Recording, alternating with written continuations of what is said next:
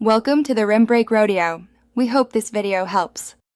In this video, I will explain how to cook with a crock pot. First, select a crock pot that matches your recipe's volume. They come in sizes from 1.5 to 8 quarts. Next, prepare all your ingredients by chopping vegetables and trimming any excess fat from meats.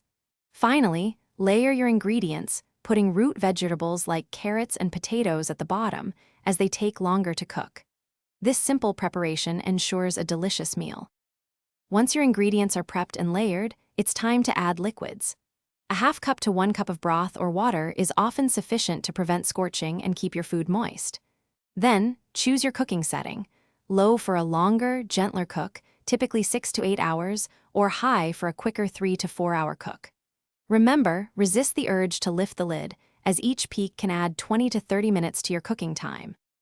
For the best results, never fill your crock pot more than 2/3 full. This allows for proper heat circulation. Browning meats like beef or pork in a pan before adding them can significantly deepen the flavor profile of your meal.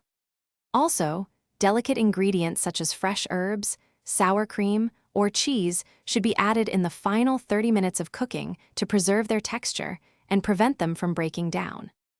Safety is paramount when cooking with a crock pot. Always verify that your food reaches a safe internal temperature, for example, 165 degrees Fahrenheit for chicken, using a food thermometer. After cooking, cool any leftovers rapidly within 2 hours by transferring them to shallow containers.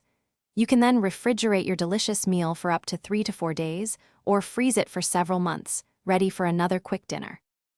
Thanks for watching. Consider subscribing if we helped you.